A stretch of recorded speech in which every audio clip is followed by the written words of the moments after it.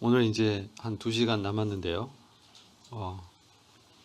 계시록 부분을 이렇게 나누면서 사실 요한의 계시는 우리 주님의 어떤 분인지를 우리한테 나타내 줍니다.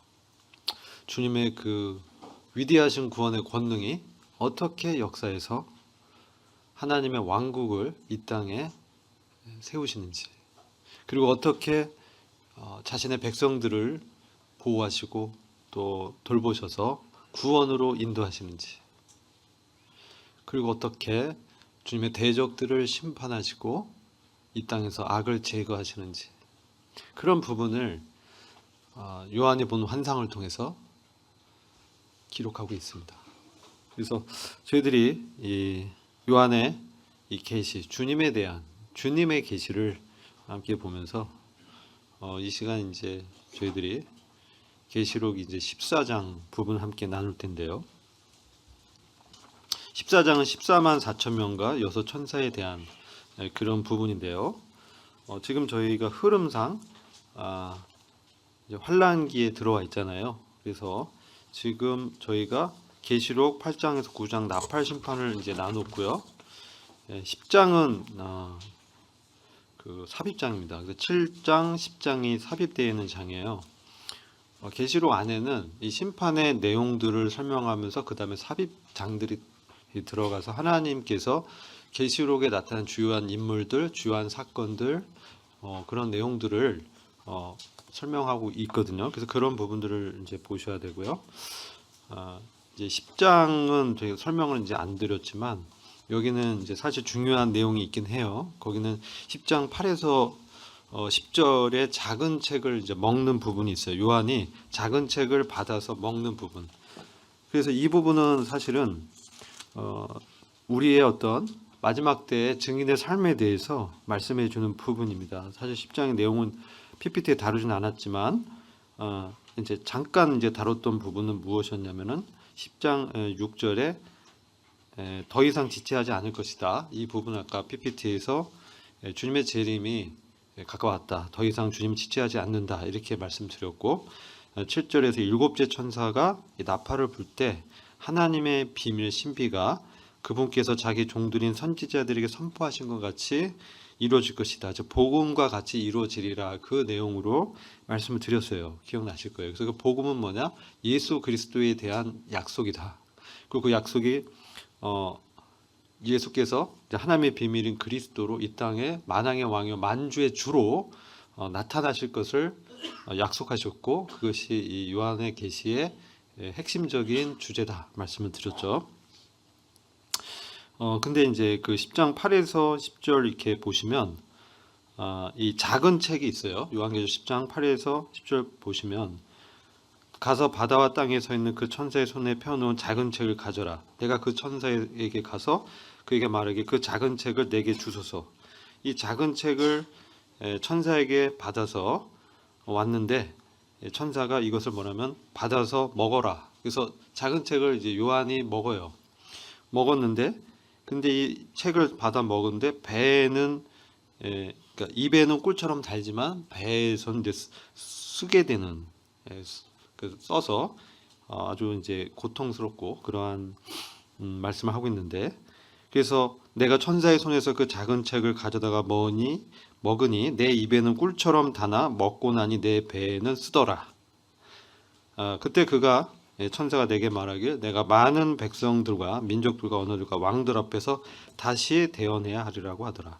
이 이제 부분이 계시록 이제 해석할 때 중요한 부분입니다. 그래서 요한이 지금 작은 책을 천사로부터 받아서 먹었는데 이것은 심판의 내용이 기록된 요한의 계시록을 뜻한다. 이렇게 이제 보고 있는데요. 이것을 이제 꿀처럼 달았어요.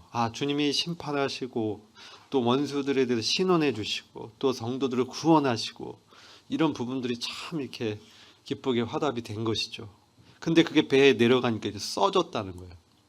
그 말씀을 듣고 그것으로 이제 살고 그것을 증거하면서 사는 성도의 이 성화의 삶은 바로 쓴 그러한 배에서 써진 것과 같이 어려움이 있고 시련이 있을 수 있고 이렇게 이제 고난 가운데 우리가 직면할 수 있다.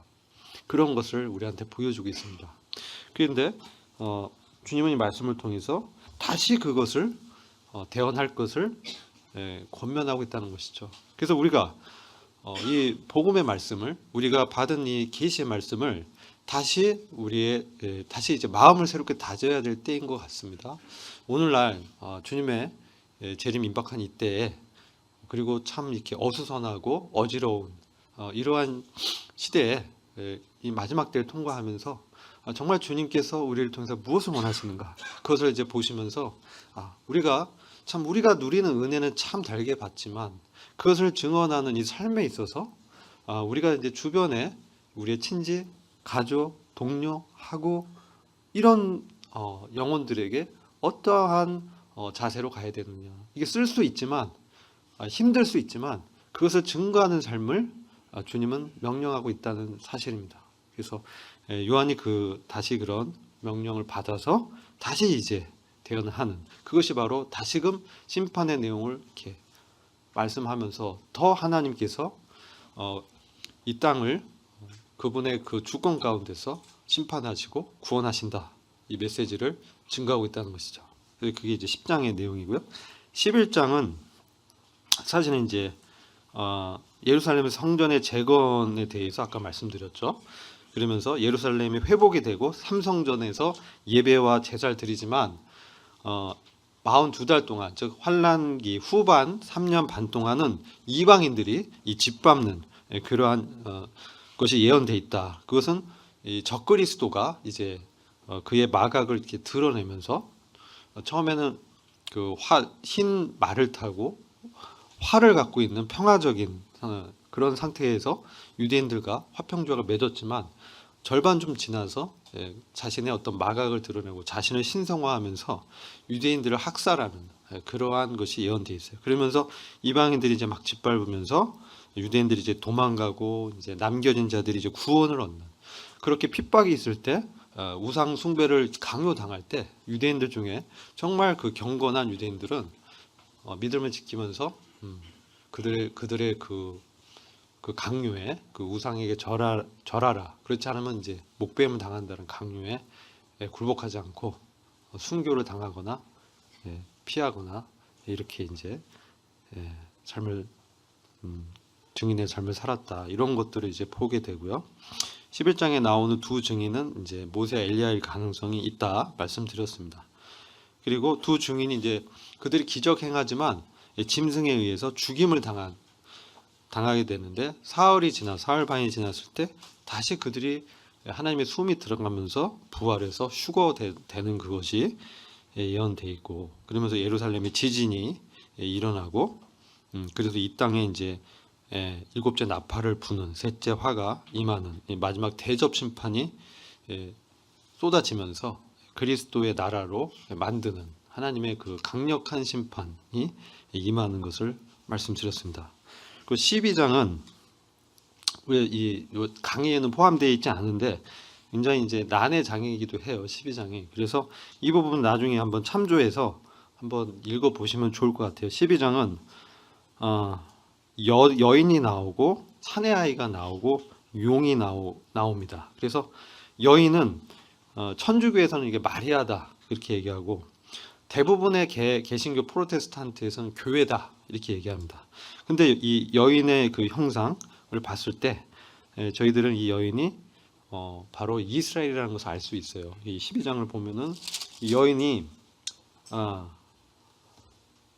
해로 옷을 입었고 달이 그녀의 발밑에 있었고 머리에는 12별이 있는 면류관을 썼다. 그래서 해와 달, 그 다음에 12별, 이것은 뭐냐면 요셉의 꿈에서 나타난 그러한 꿈의 내용이에요. 그래서 요셉이 그 아버지와 자기 어머니가 자기한테 절하고 그리고 형들이 절하는 이런 12지파, 이런 것들을 이제 미리 꿈에서 본 것이죠. 그래서 이런 것들을 봤을 때 이 여인은 바로 이스라엘이고 사내 아이를 낳았는데 그는 이스라엘에서 유대인 형통으로 나올 그리스도고, 그가 이제 그리스도가 승천하는 그것이 예언되어 있고, 그 다음에 이 용이 나옵니다. 이 용은 이 사탄입니다. 붉은 용인데 이 용이 별의 3분의 1을 끌어다가 땅에 던지는 이것이 4절인데, 이것은 뭐냐면 용이 사탄 마귀가, 이 별은 천사입니다. 그래서 천사를 3분의 1의 천사를 이렇게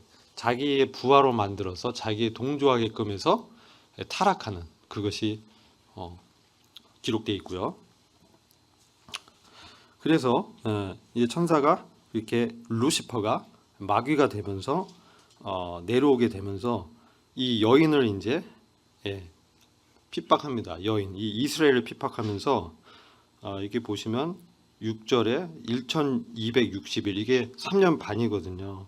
그래서 3년 반의 그 환란기 후반 기간 동안에 이 옛뱀 마귀 붉은 용 사탄이 내려와서 땅으로 내려와서 이스라엘을 이제 핍박하는 것이 예언되어 있어요. 그것이 예언되어 있으면서 9절 보면 큰 용이 쫓겨나니 그는 마귀라기도 하고 사탄이라고도 하는 옛뱀 곧 온 세상을 미혹하던 자라. 그가 땅으로 쫓겨나고 그의 천사들도 그와 함께 쫓겨나더라. 이렇게 이제 이게 왜 쫓겨나면요, 하늘에서 전쟁이 있으면서 미가엘과 그 천사들이 용과 즉 마귀와 그의 그 별들 3분의 1의 별 천사들을 이끌고 있죠. 그래서 하늘에 전쟁이 일어납니다. 이것은 뭐냐면 이 교회가 휴거가 되면서 하늘로 올라가잖아요. 교회가 이제 성령과 함께 올라가면서 하늘에서 어떤 일이 있냐면, 원래 셋째 하늘에서 마귀 사탄이 쫓겨나죠. 그러면서 덮는 그룹이었다가 쫓겨나면서 둘째와 첫째 하늘로 떨어져 내려와요. 그러면서 이 공중 권세 잡은 세상의 신으로 바로 그 권세를 찬탈한 그런 상태에 있다고 그랬죠.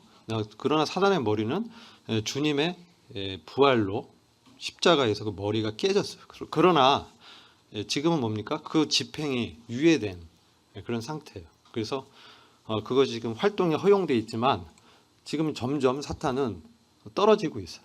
처음에 셋째 하늘에 떨어져서 성층권, 셋째 하늘 하나님이 계신 그 보좌가 있는 곳, 둘째 하늘이 성층권, 유대인들이 이게 셋째 하늘로 나눠요. 둘째 하늘 이제 성층권을 얘기 우주, 그다음에 첫째 하늘이 대기, 우리가 이제 보는 이제 대기, 그다음에 이제 지구, 이게 땅 이렇게 돼 있어요.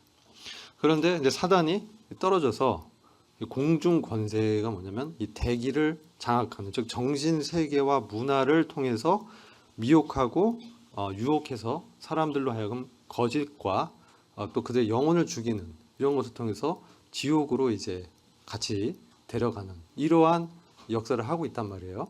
자, 근데 휴거가 되면서 바로 성령이 우리 안에는 성령님이 우리를 휴거되게 하거나 먼저 우리가 죽었으면은 또 사망하에 있는 그리스도 안에서 잠자는 자들을 살려서 하늘로 데리고 올라가잖아요. 공중에서 그리스도와의 어떤 그 연합이 이루어지는데, 그리스도의 심판대가 먼저 이제 되고, 그렇죠? 7년의 기간 동안에 있는 그 하늘에서의 사건이에요. 그리스도의 심판대, 그 공중 재림에서 휴거가 일어나면서 첫째 부활이 일어나고, 그러면서 이제 공중에서 교회가 이제 올라가잖아요. 이방의 충만한 수가 찼기 때문에. 그 하늘에 이렇게 공중 올라가니까 바로 이 용과 그 마귀들, 귀신이라고 하죠. 귀신들이 있을 곳이 없어졌어요. 근데 이제 충돌이 일어나니까 하나님께서 미가엘과 그 천사를 통해서 이 전쟁이 일어나서 그 사탄이 이제 바로 첫째 하늘 거기서 땅으로 떨어지는 거예요. 땅으로. 그래서 사탄이 이제 땅까지 떨어져서 이스라엘을 이제 공격하는 그러한 내용이 이 12장의 내용이에요. 자, 이렇게 이제 좀 이해를 하시고 저희가 13장에서 이제 짐승 둘을 보게 되는데요.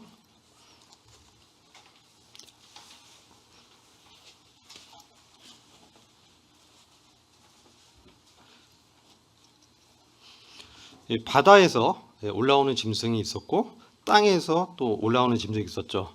이 짐승은 바로 적그리스도입니다. 그래서 이 바다 건너에서 오는 정치적 지도자 적그리스도가 있고, 그것을 이제 우리는 13장 계시록 13장 그 1절에 짐승이 있는데 그가 적그리스도로 보고 18절에 보면 그 사람이라고 저희가 분별이 돼요.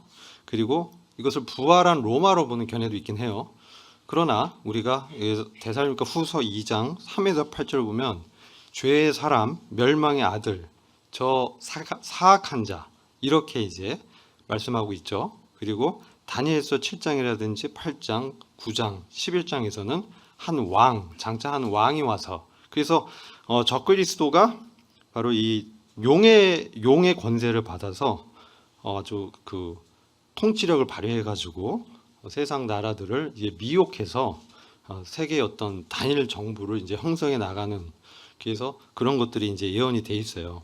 그래서 이런 것들이 이제 이루어지려면은 사실은 여러 이제 준비들이 돼야 되는데 이제 화폐의 어떤 통일 그런 것들이 지금 돼 가고 있죠. 그래서 화폐의 탈중앙화라든지 어떤 이런 것들이 보면 어떤 지금에 있는 그 통화 제도를 이렇게 변화를 시키는 그런 움직임들이 있는 것이죠.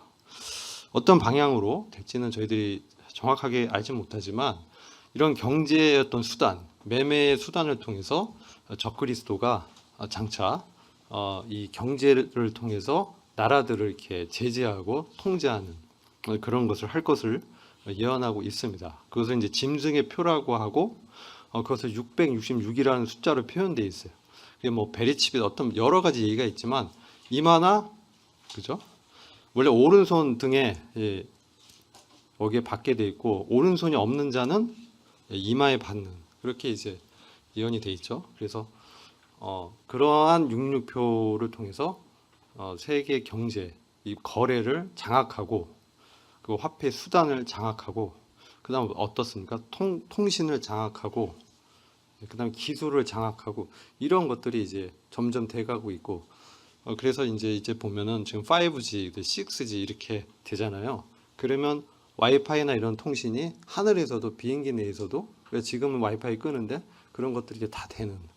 그래서 전체를 다 이렇게 통제할 수 있는 시스템이 갖춰지고 있는 것이고 그런 것들이 이제 점점 준비가 되고 있는 것이죠. 그래서 이 적그리스도가 바로 그 바다 건너 아마도 그것이 유럽이 아니겠냐 이렇게 보고 있죠. 그래서 그 지역에서 정치적 지도자가 올 것이다. 그리고 거짓 대언자는 이제 바로 유대인 출신의 거짓 선지자가 나타나서 이 적그리스도와 이 유대인들에게 화평 조약을 맺게 할 것이다.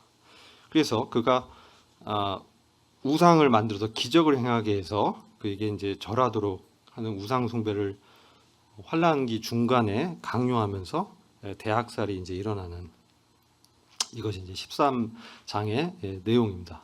14장에서는 다시 이제 14만 4천 명이 등장하는 거예요. 아까 이제 7장에서 저 말씀드렸잖아요. 그들이 각 지파 12지파에서 12,000명씩 14만 4천 명 실제 문자적인 유대인들이 계시록 7장 4에서 9절에서 하나님의 선택을 받아서 문자적으로 그들이 하나님의 택감받은 그 왕국 복음을 증거하는 전도자로 이렇게 택해져서 그들을 통해서 마지막 때의 왕국 복음이 증거됩니다. 다른 해석은 좀 불가능해요. 이게 뭐 어떤 여호와의 증인들 자기들이라고 하고 그렇죠? 그다음에 여러 자기들이 이런 14만 4천 명의 왕국 복음을 증거한 자들이다 이렇게 하고 있지만 저희는 문자적으로 유대인들이라고 분별을 합니다.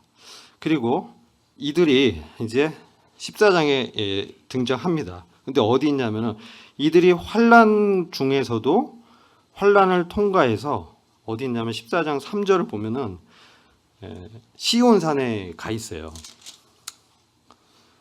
시온산에 가 있는 1장 보면 어린 양이 시온산 위에 서 있고 그와 함께 14만 4천 명이 있는데 그들의 이마에는 그의 아버지의 이름이 쓰여 있더라. 내가 하늘에서 나는 소리를 들으니 많은 물소리와 같고 큰 천둥 소리와도 같더라. 또 내가 합부 타는 자들의 합부 소리도 들었노라. 그들이 보좌 앞에 내 짐승과 장로들 앞에서 새 노래 같은 것을 불렀는데 땅에서 구속을 받은 14만 4천 명 외에는 그 노래를 배울 사람이 없더라. 이렇게 말씀하죠. 그래서 이들에 대해서 우리가 좀 이제 배워야 될 내용이 있는데요. 14만 4천 명의 어떤 신앙, 그들의 믿음, 그것을 우리가 좀 눈여겨봐야 됩니다.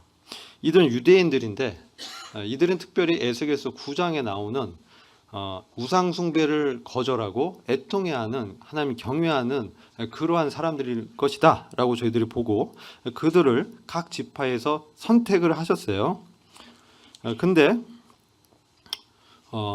이들이 새 노래를 부르는 그것이 이제 3절이죠. 장로들 앞에서 또 내 짐승과 보좌 앞에서 새 노래를 불렀는데 이것은 땅에서 구속을 받은 14만 4천 명 외에는 그 노래를 배울 사람이 없더라.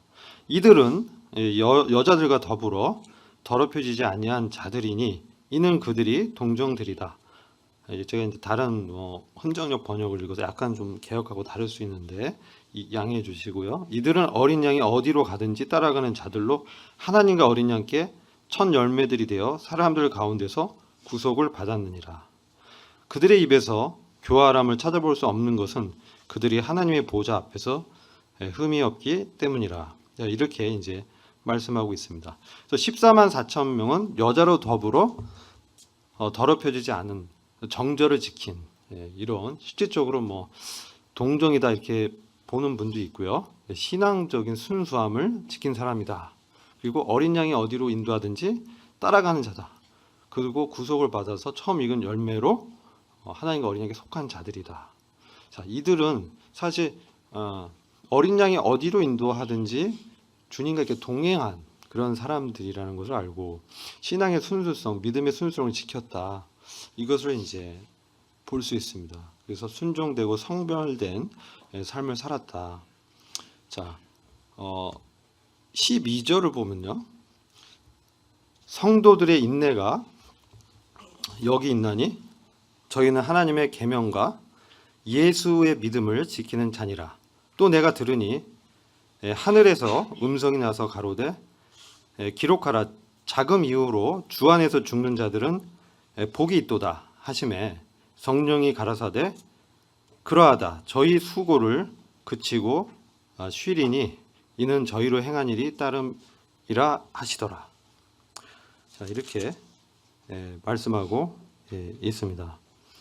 자, 이것은 이제 성도들의 인내가 여기 있다. 그 성도들이 짐승의 이러한 폭정 가운데서 이제 하나님의 심판을 통해서 이 멸망을 받게 되거든요. 이게 14장 9절 보시면 천사가 그들을 따라가며 큰 음성을 말하길 누구든지 짐승과 형상하게 경배하고 그의 표를 자기 이마나 손에 받는다면 666표죠. 그 역시 하나님의 진노의 포도주를 마시게 되리니 그것은 그의 진노의 잔에 혼합되지 않고 부은 것이니라. 또 그 사람은 거룩한 천사들의 면전과 어린 양의 면전에서 불과 유황으로 고통을 받으리니 그 고통의 연기가 영원 무궁토록 올라가리라. 그 짐승과 그의 형상 즉 우상에게 경배하고 그 이름의 표를 받는 자는 누구든지 밤낮 쉼을 얻지 못하리라. 이 부분이 마지막 때 환란기에 짐승의 표를 받게 된 사람들의 심판을 예언하고 있습니다. 그래서 이 표를 받으면 구원을 받을 수 없다는 거예요. 그래서 환란기의 구원은 믿음을 가진 자들이 그 믿음의 정절대로 어떻습니까? 순수한 믿음을 지키면서 적그리스도 그 짐승에게 굴복하지 않는 그러한 불사적인 여기 뭡니까? 믿음을 지키는. 그래서 자금 이후로 죽는 자가 복되도다. 오히려 그 표를 받느니 죽는 것이 복되도다. 이렇게 이제 순교를 하는 것이죠. 그렇지 않으면 구원받기 어렵다는 거예요. 그러니까 지금이야말로 구원받기 쉽고 은혜에 따라는 것이죠. 이때에 들어가면 정말 힘들다는 거예요. 그러나 하나님께서 역사하셔서 수많은 사람들을 그 가운데서 다 불러서 구원을 시키겠다는 것이 하나님의 구원의 마지막 계획이다. 이렇게 말씀드렸잖아요. 그래서 이들은 인내를 이제 나오는데 하나님의 명령과 예수의 믿음을 지켰다. 자, 이 말씀 이제 제가 지난 시간에 의미를 말씀드렸죠. 자, 그래서 예수의 믿음, 그리스도가 갖고 있던 믿음, 또 그리스도를 믿음의 대상으로 하는 그런 믿음을 갖고 이기는 믿음을 지킨 자들이 이때도 있을 것이고, 저와 여러분이 지금 그런 신앙으로 이 환란기 전에 마지막 때를 준비하면서 교회를 덕을 세우고 또 복음을 전하는 그러한 증인의 삶을 살아야 된다, 이런 말씀을 드렸습니다. 이제 새 천사가 경고를 전하는데요. 이제 영원한 복음을 가진 천사가 나타나서 하나님의 심판이 이르렀으니 하나님께 경배하라. 이 마지막 때 영원한 복음이라는 그러한 복음의 내용은 뭐냐면 바로 심판을 말씀하면서 하나님께 경배하라, 이렇게 말씀하는 거예요. 그게 6절 7절입니다. 14장 6절 7절에 천사가 하늘 가운데로 날아가는데 땅에 사는 자들과 모든 민족과 족속과 언어와 백성에게 전할 영원한 복음을 가지고 큰 음성으로 말하기를 하나님을 두려워하며 그분께 영광을 돌리라. 이는 그분의 심판의 때가 이르렀습니다. 하늘과 땅과 바다와 물의 원천들을 지으신 그분께 경배 드리라. 이게 이제 첫 번째 천사가 말하고요.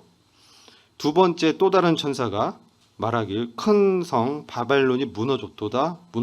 이는 그녀가 모든 민족들에게 그녀의 음행으로 인한 진노의 포도주를 마시게 하였음이로다. 자, 이게 두 번째 천사가 경고를 이제 하고요. 셋째 천사가 그들을 따라가며 큰 음성으로 말하길 누구든지 그 짐승과 그의 형상에게 경배하고 표를 자기 이마나 손에 받는다면은 이제 고통을 받고 심판을 받을 것이다. 이렇게 경고의 메시지를 하고 있습니다. 이 영원한 복음의 내용을 저희가 좀 주목해 봐야 됩니다. 이것은 정말 우리가 은혜의 복음과 많이 다르죠. 그래서 영원한 그런 복음은 뭐냐? 그것은 바로 하나님을 경외하고 그분께 영광을 돌리라는 내용의 메시지입니다. 이게 사실 환란기에 증거되지만 오늘날에도 우리 교회 성도 은혜 시대에도 이런 하나님을 경외하는, 하나님을 두려워하는, 그리고 하나님께 영광을 돌리는 이러한 복음은 여전히 우리에게도 적용이 되는 복음이죠. 제가 오전에 또 어제 말씀드린 것처럼 잠언 16장 6절의 말씀, 인자와 은혜로 죄를 속해지지만 여호와를 경외함으로 악에서 떠나느니라. 이 말씀을 이제 보게 되면은 우리가 은혜의 복음은 참 귀한 복음입니다. 은혜의 복음이 없으면 우리가 구원을 받을 수가 없죠. 그죠? 그러나 우리가 하나님의 아들들로 하나님의 왕국을 상속받는 그러한 자로 우리가 이제 세워지기 위해서는 이 하나님을 경외하는 그것이 정말 필요하다. 하나님을 두려워하고 경외하는 것이 없다면 참 어린아이와 같은 신앙으로 정말 그 자기의 어떤 좋을 대로 이제 살게 되는 것이죠. 그럼 교회에 그냥 구원 받아도 그냥 교회 안 나오고 그냥 모임을 등한히 여기고 말씀을 이제 그냥 안 듣고 세상의 어떤 가치에 따라서 자기의 뜻대로 사는.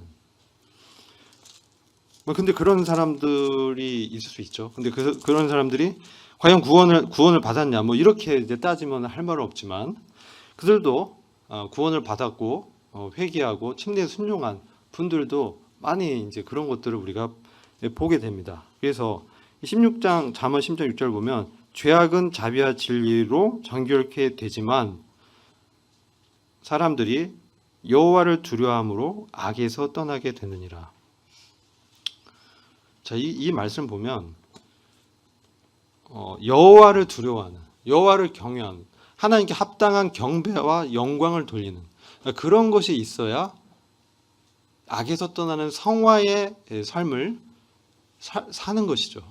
그래야 우리가 쇠마파 옷, 그죠? 성도의 옳은 행실, 성도의 의로움, 그걸로 표현되는 그리스도의 신부로 마지막 때 여호와 그 어린양의 혼인식 때 그 예복을 입게 되는 그 면류관을 받은 것의 최종 결론이 그 예복을 입는 거로 표현되거든요. 그래야 지상에 강림하는 그 그리스도와 함께 영광에 나타나는 거예요. 그래서 이것을 우리가 아주 주목해서 봐야 돼요. 그래서 이제 하나님을 이제 두려워하고 경배하고 합당한 예배를 드리는 그런 삶은 매우 중요하다. 그것을 이제 영원한 복음의 내용으로 천사가 증거하고 있다라는 것을 우리가 주목해야 된다. 말씀을 드리고요. 그다음 진노를 예고하는 이제 세 천사들이 있어요. 그래서 이것은 이제 여러 천사들이 심판을 예고하는 내용입니다. 그래서 낫을 휘두르면서 곡식을 추수해라 이렇게 외치죠. 그것은 마태복음 13장에 나오는 지상 재림때 있을 알곡과 가라지를 구분하면서 심판하는 것을 이렇게 계시록 14장에 천사가 말씀하는 것이고, 그리고 날카로운 낫을 가진 천사가 역시 그것을 휘두르면서 포도를 추수하고 진노의 포도주 틀에 던지는 이런 것들이 이제 경고를 이제 하고 있는 것입니다. 또 불을 다스리는 천사가 또 나타나는, 그래서 포도를 거두라, 수확하라, 마지막에 이제 수확해서 진노의 포도주 틀에 넣어서 그들 심판할 것을 경고하는 것이죠. 그래서 이런 내용을 이제 참고하시면 저희들이 우리가 이제 이 복음의 내용도 이 마지막 때에 이렇게 영원한 복음의 내용으로 오늘날 사는 우리들에게 경고를 이렇게 하면서 우리가 어떻게 정말 세마포 옷 성화의 삶을 살지 그것을 좀 교훈을 받게 되는 것이죠. 이제 아까 이제 말씀을 드렸지만 14만 4천 명에 대한 말씀인데 이것은 이미 저희가 이제 말씀을 드렸어요. 근데 이들에 대해서 하나님과 어린 양께 첫 열매가 된 자들이다 이렇게 되어 있는데요. 이것은 여기 보면 보리수확이라고 있죠. 보리수확의 첫 열매를 하나님 앞에서 이렇게 흔들었어요. 이것은 수확물 전부가 하나님께 이제 속했다라는 그러한 뜻이고, 동시에 나머지 수확물도 있다. 앞으로 더 이런 구원받을 사람들이 있다. 그래서 14만 4천인이 바로 환란기 구원의 첫 열매라는 거예요. 그래서 그 다음에 이방인들도 많이 이렇게 구원을 받는데, 저희들이 이제 교회 시대의 신자들이잖아요. 그럼 저희들은 이 야고보서 1장 18절 말씀처럼 그분께서 자신의 뜻에 따라 진리의 말씀으로 우리를 낳으셨으니 이것은 우리로 하여금 자신의 피조물 가운데 첫 열매가 되게 하려 하심이라. 그래서 교회 시대 신자들도 바로 이 첫 열매, 부활의 첫 열매로 이렇게 우리를 말씀하고 있다. 이렇게 이제 말씀하고 있습니다. 그래서 이 부분들을 저희들 좀 보게 되고요. 결국 하나님의 구원의 계획이 이루어지면서 바로 이렇게 수확을 하는 것으로 구원을 이렇게 말씀하고 있습니다. 영원한 복음의 내용은 말씀을 드렸어요. 그래서 이것은 이제 넘어가고요. 그리고 이것도 이제 그 천사의 말씀 중에 경고의 말씀 중에 하나인데 이것도 말씀드렸고요. 여기서 이제 좀 저희가 주목해야 될 것은 하나님을 두려워하라는 이 말씀이 참 중요합니다. 왜냐하면요, 사실 저희가 이게 기록된 것처럼 이 죄라는 것은 우리로 하여금 방자하게 만듭니다. 그래서 하나님을 두려워하지 않도록 만드는 거예요. 그것을 사실 모든 사람이 죄를 범하며 하나님의 영광에 이르지 못하더니, 하나님의 영광에 이르려면 하나님께 합당한 경배를 드리면서 예배자로 가야 되는데 그런 것이 없다는 거야.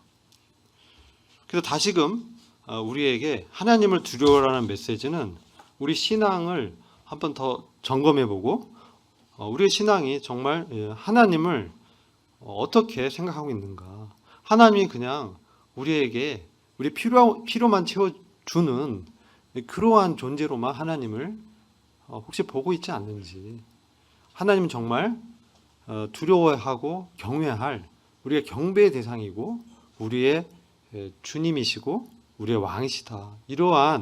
정말 이러한 주님을 주로 이렇게 받는, 예수 그리스도 주로 받는 이런 골로새 3장에 나타난 그러한 믿음의 회복이 오늘 필요하다는 것을 보게 됩니다. 그래서 하나님이 땅에서 그런 사람들, 하나님을 두려워하지 않는 사람들을 심판하신다는 거예요. 여러분 어떻습니까? 하나님을 두려워하는, 그리고 경외하는 그런 믿음이 참 우리에게 있는지, 참 그런 것들 한번 생각해 봐야 된다고 제가 말씀을 드리고 싶습니다. 오늘날 은혜의 메시지, 우리 죄사함을 얻고 구원을 받아서 하나님 나라에 간다는 은혜로운 메시지가 많이 있습니다. 그러나 그 메시지 이면에는 그런 은혜를 받기 위해서 그리스도가 피를 흘리셨고 우리를 구속해서 사셨고 우리가 그분의 소유가 되었기 때문에 마땅히 우리 주님께 합당한 경배를 올려드리고 그분의 말씀을 순종하는 그런 삶을 살도록 우리를 부르셨습니다. 그러나 우리가 이 땅에 살아가면서 얼마나 많은 이 시간 동안 이 세상에 노출돼서 세상의 어떤 가치로 이렇게 사는 것은 아닌지, 그리고 오늘날 이 계시록을 통해서 하나님께 합당한 이 영광을 돌리는, 그에게 영광을 돌리라, 하나님 경외하는 이런 것이 회복이 돼야 될 그런 때인 것을 이제 보게 되는 것이죠. 그래야만 우리가 하나님의 마음으로 죄악을 바라보고 하나님의 심정에서 죄들에 대해서 경계심을 갖고 하나님과 같은 마음의 보조를 갖고 하나님이 싫어하는 것은 나도 싫어하고 하나님이 좋아하는 것은 나도 좋아하고 하나님이 원하는 것이 나의 원함이 되고 하나님이 이제 가랄 곳에 가고 가지 말라고 하는 곳에 가지 말고 이러한 삶이 바로 하나님께 영광을 돌리는, 하나님이 경외하는 성도의 삶이 아니겠습니까? 14만 4천 명이 뭡니까? 어린 양이 이끄는 대로 인도함을 받았다.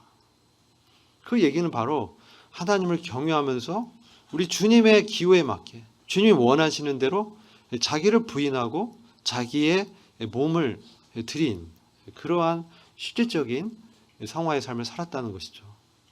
이 14만 4천 명 환란기 구원의 첫 열매인 이들의 믿음은 오늘날 저희들에게도 어떠한 믿음이 과연 필요한가? 우리가 은혜에 안주하는 것도 중요하지만 거하고 편하는 것도 중요하지만 하나님을 경외하는 복음의 이 중심으로 다시 돌아와야 된다는 거예요. 주님이 어떤 분인가? 주님은 만왕의 왕이요 만주의 주다라고 계속 우리에게 말씀하고 있어요. 그런데 우리가 그분께 합당한 예배를 드리는 삶을 살고 있는가? 그것을 저희들이 좀 각성해서 해야 될 시기가 아닌가. 왜냐하면 그분의 심판이 갖고 왔기 때문에 그래요. 그래서 이건 회개를 촉구하는 것이죠. 근데 이게 제가 이제 모두에도 말씀드렸지만 이 휴거 시기는 임박해 있다고 말씀드렸죠. 근데 그게 언제 일어날지 모르기 때문에 사실 이 회개는 정말 긴급한 요구사항입니다. 회개가 없는 구원은 진정한 구원이 될 수가 없어요. 하나님께로 돌이키고 하나님 경외하면서 하나님이 원하는, 하나님이 싫어하는 것을 싫어하고 하나님이 원하는 것을 추구하는 그러한 회개에 합당한 열매가 실질적으로 나타나는 그러한 성도의 삶을 우리가 살아야 되는 것이죠. 안 그러면 또 우리는 날마다 회개를 반복해야 되는 것이에요. 그렇죠? 이 회개라는 것은 우리가 전인격적으로 돌이키는 턴어라운드하는 일생에 한 번뿐인 그런 구원을 위한 회개가 있는 반면에 우리 매일의 삶 속에서 날마다 우리가 하나님 뜻에 정말 합당한 삶을 하나님께 영광 돌리는 그런 예배의 삶을 살고 있는가, 이것을 우리한테 촉구하고 있다는 것입니다. 그래서 만드신 이를 경배하라, 이렇게 창조주를 경배하라고 말씀하고 있는데요. 이건 우리의 선택의 문제예요. 사실은 그걸 선택할 수도 있고 거절할 수도 있어요. 선택한 사람 구원 받는데 그 삶을 계속 살아가면서 자기가 처음엔 선택했는데 구원 받은 이후에는 그냥 자기 마음대로 산다면 제가 말씀드렸죠. 의인이라도 겨우 구원을 얻는 그러한 사람이 될 수 있다. 부끄러운 구원에 들어가서 우리의 영광스러운 상급을 다 잃어버리고 멸류관을 못 얻는 그러한 손실의 삶을 살 수 있다는 것입니다. 자, 이 부분도 제가 다 말씀드려서 넘어가겠습니다. 이제 17장과 18장의 내용은요. 드디어 이 바벨론이라는 하나님을 대적한 이 세력의 멸망을 말씀합니다. 우리가 창세기에서 10장에 보면 니므롯이 나옵니다. 그죠? 니므롯이 세상에 처음 연골로서 그가 여호와 앞에 특이한 사냥꾼이 되었고 여호와 앞에 니므롯 같은 특이한 사냥꾼이다. 뭐 이런 말이 있었습니다. 그리고 11장에 가면은 이 바벨탑을 쌓는 그러한 장면이 나옵니다. 그래서 바벨이라는 것은 여호와께서 거기서 온 땅의 언어를 바벨이라는 것은 뭐냐면 거기서 사람들이 언어가 같기 때문에 모여서 사실은 이제 탑을 쌓아서 하나님의 권위에 도전했죠.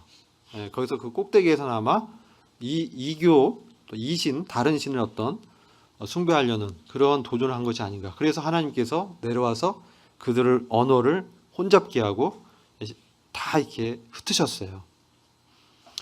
근데 이 바벨이 다시 등장합니다. 그것은 바벨론 아시죠? 바벨론. 바벨론에서 한번 이렇게 나오고요. 그리고 마지막 때 이 바벨론이 또 나옵니다. 그래서 이게 계시록 17장과 18장의 내용이 바로 이 바벨론 성의 멸망을 예언하고 있습니다.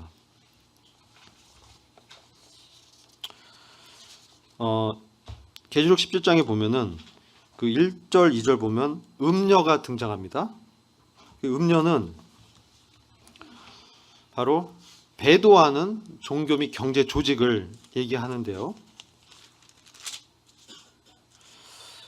음녀가 많은 무리에 앉아 있고 그 음녀의 심판을 너에게 보여주리라. 땅의 왕들도 그녀와 더불어 음행하였고 땅에 사는 자들도 그녀의 음행의 포도주에 취하였도다. 그가 나를 영안에서 광야로 이끌어 가니라. 또 내가 보니 한 여자가 주홍빛 짐승, 붉은빛 짐승 위에 앉았는데 짐승은 하나님을 모독하는 이름들로 가득하고 7머리와 10뿔을 가졌더라. 또 여자는 자주색과 주홍색 옷을 입고 금과 보석과 진주로 장식하고 손에는 금잔을 가졌는데 그 잔은 가증스러운 것들과 그녀가 행한 음행의 더러운 것으로 가득 찼더라. 그 이마에 한 이름이 기록되어 있는데 비밀이라 큰 바벨론이라 땅의 음녀들과 가증한 것들의 엄이라. 또 내가 보니 그 여자가 성도들의 피와 예수의 순교자들의 피에 취하였더라. 이렇게 이제 음녀에 대해서 말합니다. 그래서 음녀는 배도하는 이러한 종교, 로마 카톨릭이라고도 분별하는 견해가 있습니다. 그래서 이 음녀가 이 종교 조직으로 또한 이제 경제적인 측면에서 영향력을 행사하는 측면에서도 바벨론 성이라고 또 표현이 됩니다. 그래서 많은 무리에 앉아 있다라는 것은 열국을 통치하는 땅의 임금들과 음행을 한. 그래서 이 정신 세계를 이 종교적으로 정신 세계를 통해서 정치적인 지도자들을 이렇게 후원하고 그들을 타락시키고 원래 그들은 하나님이 세운 권위들인데 그들이 하나님을 경외하는 것이 아니라 바로 그 세상의 신을 쫓도록 타락시키는 것이죠. 오늘날의 그 정치의 모습도 매우 유사하죠. 하나님을 경배하는 것이 아니라 하나님의 가치와 다른 것들을 추구하는. 그것은 이제 음행의 포도주라고 합니다. 음행했다. 하나님이 아닌 다른 것을 추구하고 하나님의 자리를 대체하는 그런 것들이 영적인 음행이죠. 그래서 많은 사람들이 이제 그 음료에 의해서 방탕에 빠지게 됐고, 바로 이 바벨론 종교 체제, 음료, 배교하는 이 세계 단일 종교 체제죠. 그들이 결국은 적그리스도를 이렇게 추대하는 그렇게 이제 발전하게 되죠. 근데 결국 이 짐승이 적그리스도가 음녀를 태워버립니다. 왜냐하면 이 음녀가 종교 체제이기 때문에 자기를 신격화하기 위해서는 음녀를 이제 제거해야 돼요. 그래서 음녀 이 종교 체제도 적그리스도가 멸망시키고 자신을 이제 신으로 등극시키는 그것이 이제 예언이 돼 있습니다. 그리고 바벨론 성은 또 경제적 측면에서 18장에서는 인간의 영혼을 거래할 정도로 인간의 모든 생각들을 다 미혹시켜서 이 세상에 돈 벌고 세상에서 잘 살고 세상에서 부유하게 되고 세상에서 명예를 얻고 권세를 얻고 이런 세상의 번영을 추구하게 하는 것이에요. 바벨론 성이라는 세력이. 그래서 그것이 마지막 때 이 경제 조직으로 발전해서 종교도 이제 지배하고 경제적인 것도 이제 지배하면서 이 적그리스도의 제국을 세우는 그런 역할을 하지만 하나님께서 그것을 이제 심판할 것을 말씀하셨고 단 하루 만에 심판하고 불태워서 바다에 던져버리겠다 이렇게 말씀합니다. 그래서 우리가 이제 세상에 뭐 이러한 경제 이런 부의 흐름이 요즘 어떻습니까? 바벨론 보면 뭐 어디라고도 얘기하는 얘기도 있긴 해요. 근데 이게 정말 이라크에 이제 위치하는 것인지 문자적으로 우리가 볼 수도 있고 또 영적인 의미에서 바벨론을 생각할 수 있지만 실질적으로 이 바벨론은 도시의 형태로 세계 경제의 중심이 될 것이다. 그죠? 오늘날 그런 도시를 누군가 짓고 있죠. 그런 것들이 하나님께서 심판할 것을 말씀하고 있습니다.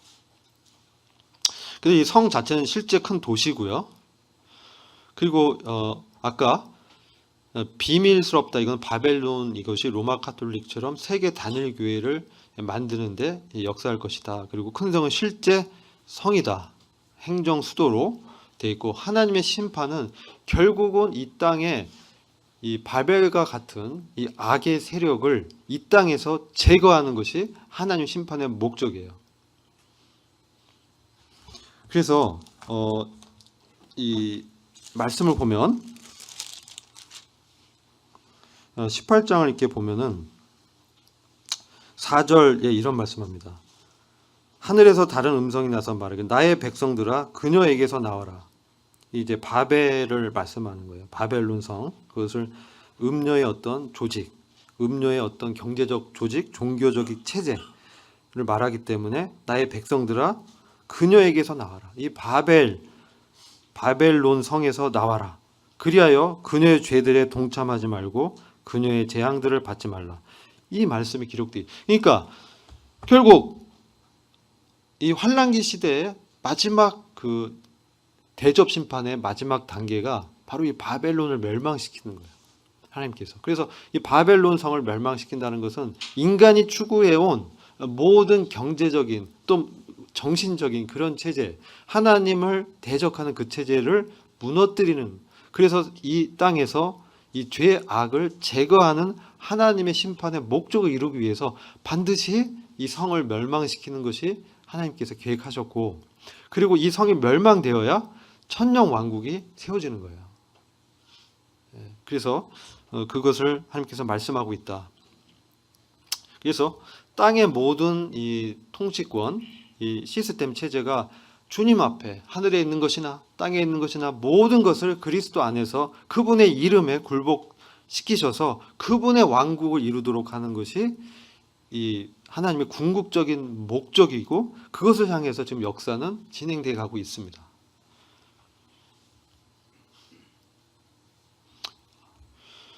그래서 17장 14절에 이 바벨론 세력들, 이들이 이 적그리스도의 세력이 어린 양과 전쟁을 하지만 어린 양께서 주님께서 그들을 이기시고 주들의 주, 만주의 주요, 왕들의 왕, 만왕의 왕으로 그분과 함께 있는 자들이 부르심을 받고 선택받은 신자들이기 때문에 우리도 그분의 승리에 동참하게 될 것이다. 이렇게 예언하고 있습니다. 그리고 결국 이 예수 그리스도의 승리는 아마겟돈 전쟁에서 이제 완성이 되시죠. 그래서 아마겟돈 전쟁에서 주님이 지상 강림하면서 이스라엘을 공격하는 그러한 적그리스도의 세력이 이제 아까 2억의 그 동방 군대도 있었죠. 그들을 완전히 멸망시키는 것으로 짐승의 제국을 멸망시키는 것이 예언되어 있습니다. 그리고 주님과 함께한 자들, 그것은 이제 첫째 부활에 동참한 자들, 그리스도와 연합한 자들이고, 결국 이러한 성도들이 결국은 아까 말씀드린 어린 양의 그 혼인 잔치 만찬에 함께 청함을 받고 천년 왕국으로 들어가는 것으로 말씀하고 있죠. 이 부분은 제가 이제 오전에 말씀드렸죠. 그래서 지상에 강림하는 이제 그리스도를 어떻게 말씀하고 있냐? 하나님의 말씀이라고 주님을 이렇게 말씀하고 넓적다리에는 만왕의 왕 만주의 주가 기록된 이 백마를 탄 주님이 이 붉은 옷, 이 피로 얼룩진 뿌려진 옷을 입고 지상에 이제 오시고 아까 말씀드렸던 그 짐승과 거짓 선지자는 이제 불못에 던져지게 되는 것입니다.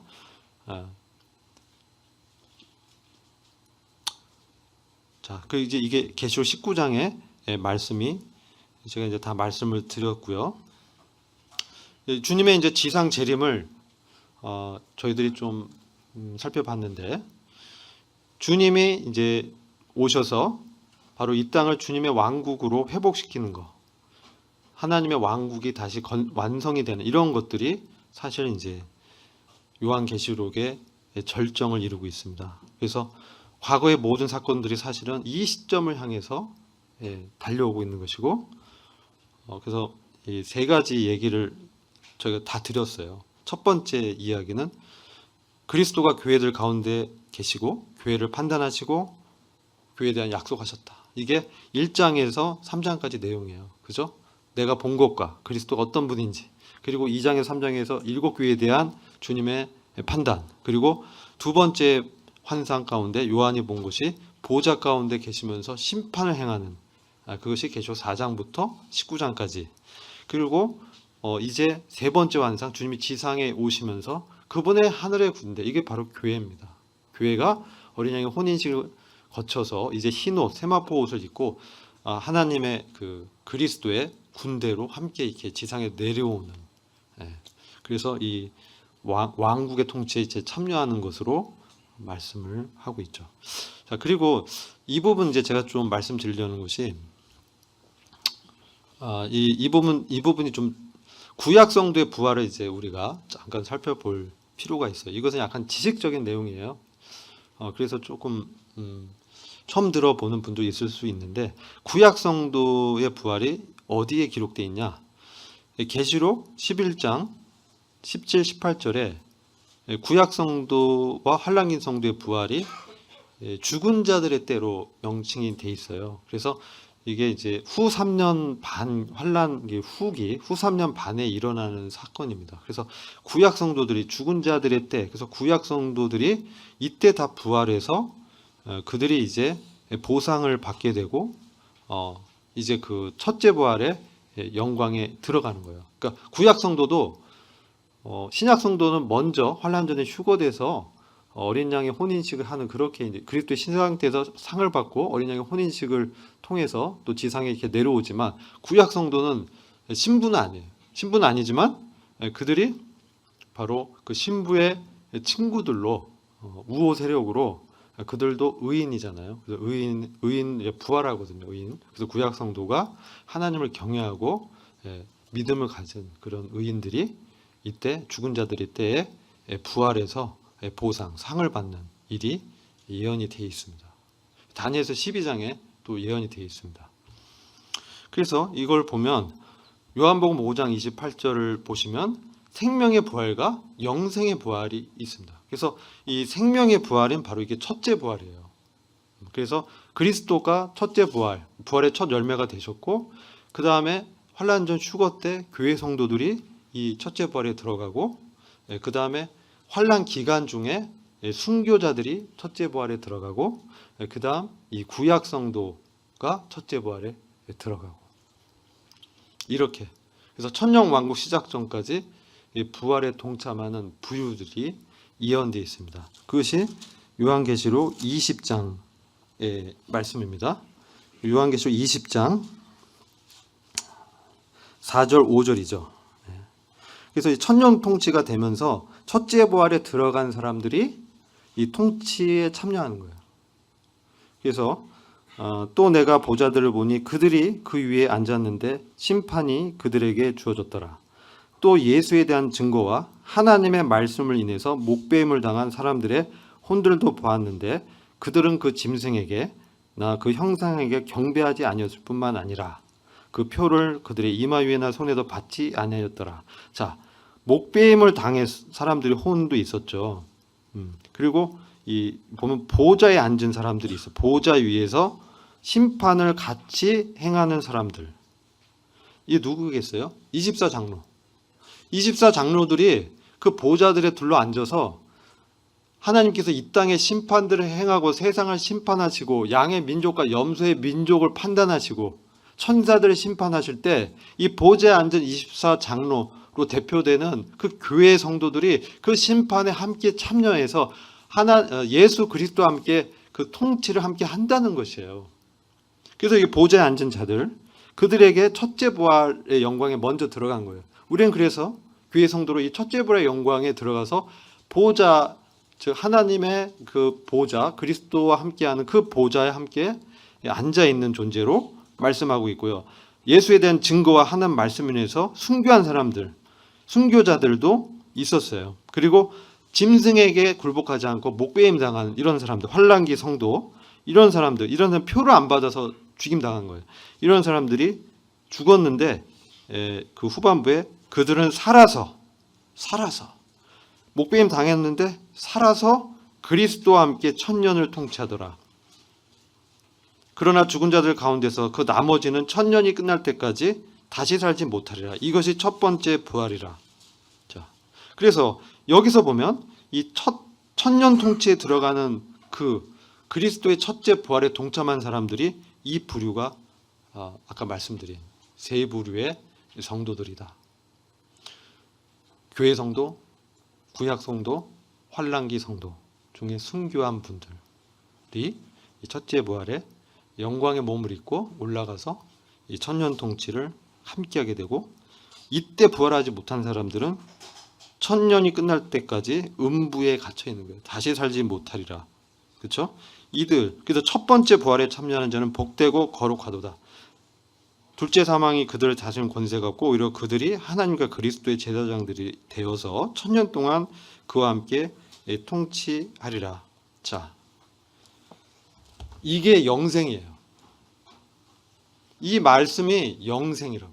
여러분, 영생이 오래 그냥 영원히 사는 이런 영생의 개념이 있지만, 하나님이 계획한 영생은 생명의 부활로 영생을 유업으로 받는 사람들의 그것이 바로 이 첫째 부활에 동참하는 영광이에요.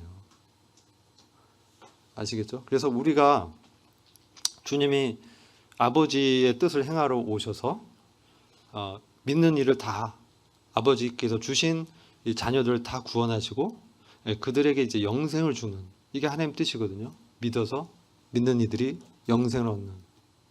영생, 하나님의 사랑을 우리가 받은 사람들이 그 생명을 받아서 영원히 사는데 그냥 사는 게 아니라 하나님의 아들로 이 첫째 부활의 영광에 들어가는 그런 것이 바로 영생이라는 거예요. 그 첫째 부활에 동참하는 이 사람들이 멸류관을 받고 이제 다스려야 되잖아요. 그죠? 이것은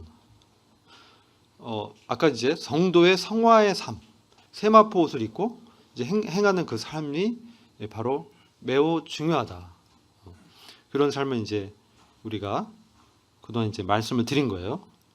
그렇지 않은 사람들은 언제 또 부활하냐? 둘째 부활이 있어요. 둘째 부활. 둘째 부활로는 말씀 안 하는데 이게 20장 11절부터 15절에 나오는데, 이 7절부터 10절, 20장 7에서 10절 이 부분이 천년 통치가 마치고 사탄이 지금 현재 천년 동안은 무적행에 갇혀 있어요. 짐승과 거짓 선지자는 지옥 불못에 먼저 이제 심판받아 떨어지지만 사탄은 아직 살려두고 하나님께서 무적행에 딱 갇혀 두는데, 이 천년 통치가 끝나면은 잠시 사탄이 감옥에서 풀려나서 이제 이때 천년 동안 태어난 그런 사람들, 이것을 경험하지 못한 그러한 천년 동안에 태어난 육체를 갖고 있는 천년 왕국의 백성들 중에 구원받지 못한 사람들을 미혹해서 마지막 전쟁을 일으키는데, 그게 곡과 마곡의 전쟁입니다. 이때 하나님이 이제 그들을 불로 다 심판하시고 지옥의 불못으로 마귀를 던져버리시고 여기서 마귀가 완전히 멸망하는 것이죠. 이게 둘째 사망이에요. 지옥 불못에 떨어지는, 이것이 둘째 사망입니다. 그래서 그곳엔 짐승과 거짓 선지자도 있더라. 그들이 영원 무궁토록 밤낮 고통을 받으리라. 이게 마귀의 운명입니다. 그래서 이게 마귀가 제일 싫어하는 구절이겠죠. 예. 이 부분을 우리가 이제 기도할 때 잘 기억하면서 기도할 필요가 있겠죠. 예. 왜냐하면 사람들이 이렇게 마귀를 두려워하고요. 어떤 두려움의 영들이 있어요. 우리는 이미 마귀의 운명을 하나님이 이렇게 작정해놨다는 것을 믿어야 돼요. 그리고 11절부터 15절이 내가 큰 백보자와 그 위에 앉은 분을 보니 그의 면전에 땅과 하늘이 사라졌고 그들의 설 자리도 보이지 않더라. 이게 백보자, 흰 왕자, 큰 왕자에서 하나님께서 마지막 최후 심판을 하는 것이 돼 있어요. 그래서 이때 12절 보면 내가 죽은 자들을 보니 작은 자나 큰 자나 하나님 앞에 서 있는데 책들이 펴져 있으며 또 다른 책도 펴져 있는데 그것은 생명책이다. 책들이 있고 생명책이 있어요. 책들이 펴져 있는데 다른 책도 있어요. 이것은 책들은 복수고 다른 책, 생명책은 단수예요. 이 이유는 아시죠? 생명책은 단수예요. 왜? 이름만 쓰면 되니까. 생명책에 이름이 기록된 사람들은 지옥 불못에 안 가는 거예요. 근데 다른 책들의 그 행위책에 기록되어 있어요. 그들의 범죄들이 막 기록되어 있어요. 이런 사람들은 생명책 이름이 없는 사람들인데 이런 사람들은 그 책에 기록된 행위에 따라 처벌받아서 심판을 받더라. 이것이 이제 둘째 사망인데요. 이때 들어가는 둘째 사망에 떨어지는 것이 이때 생명책에 이름이 기록되지 않은 구원받지 못하고 죽어있던 사람들이 13절 보면 바다도 그 안에 있던 죽은 자들을 넘겨주고 사망과 지옥도 이 음부입니다. 음부 이제 하데스라고 합니다. 하데스. 이것은 이제 게헨나라는 지옥 불못과 좀 달라요. 그러니까 지옥 불못은 아직 들어가지 않았어요. 지금 죽은 사람들은 음부에 들어가서 고통을 당하지만 판결이 유보되어 있는 거예요. 죽어 있는 상태인데 음부에서 어떤 그 죽은 자들이 입는 어떤 혼적인 어떤 몸을 입고 고통 가운데 있어요. 그러나 지옥 불못에 떨어지는 것은 이 심판을 통해서 행위대로 처벌이 뭐 100년형, 뭐 5천년형, 뭐 만년형 뭐 있겠죠. 범죄의 질에 따라서 그것이 결정되는 것은 음부에서 그들을 다시 살려내는 거예요. 이게 둘째 부활입니다. 살려내서 그들에게 다시 그 심판을 명하고 이제 지옥 불못의 형량을 정해서 처벌하는 이것이 이제 예언돼 있죠. 근데 여기 보면 14절에 사망도 음부도 지옥 불못에 던져진다.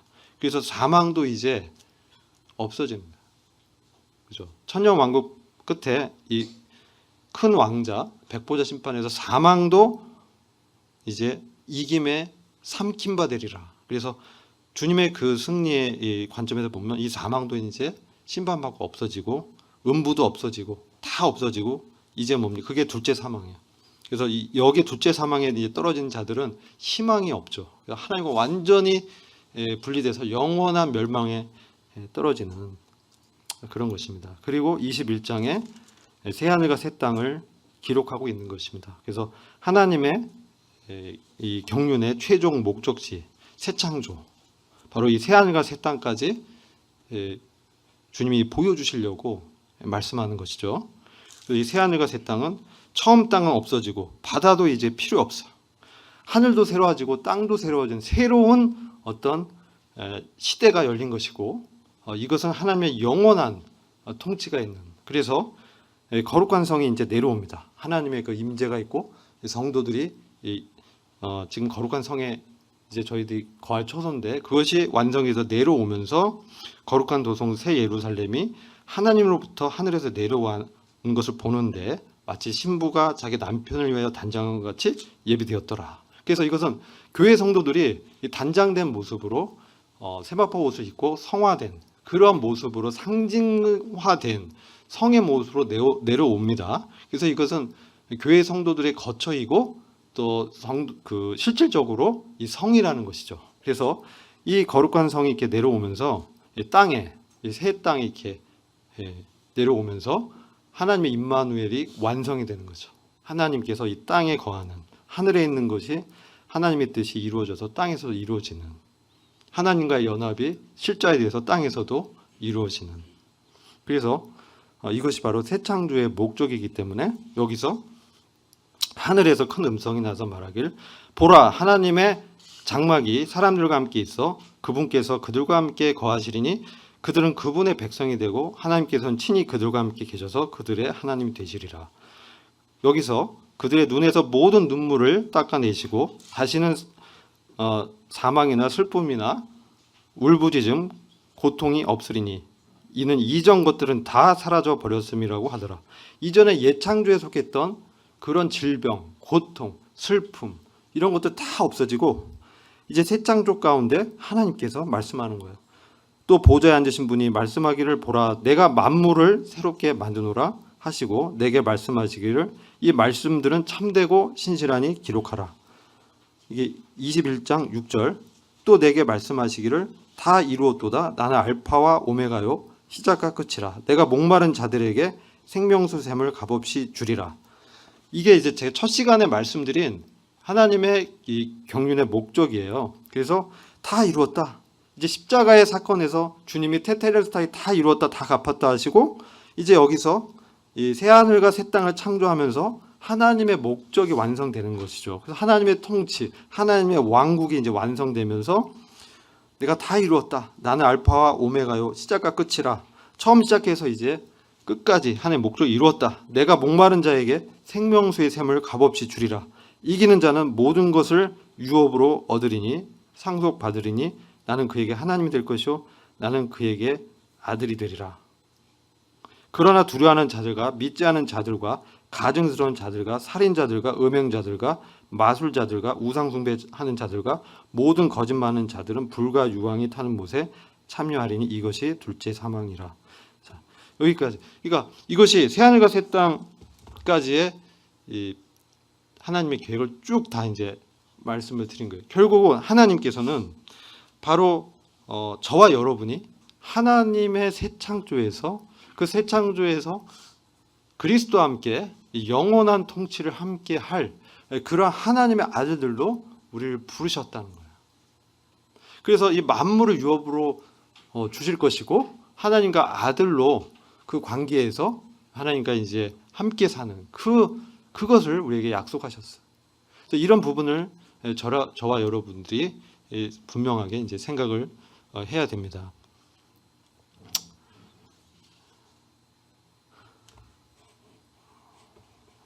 시간이 많이 돼서 이 시간 좀 기도하고 마치겠습니다. 아버지 하나님 감사합니다. 오늘 주님께서 하나님의 경륜을 통해서 주님의 새 창조를 어떻게 이루셨지 말씀해 주셔서 감사합니다. 이후의 시간도 주님께 의탁을 드리었고 예수님의 이름으로 기도했습니다.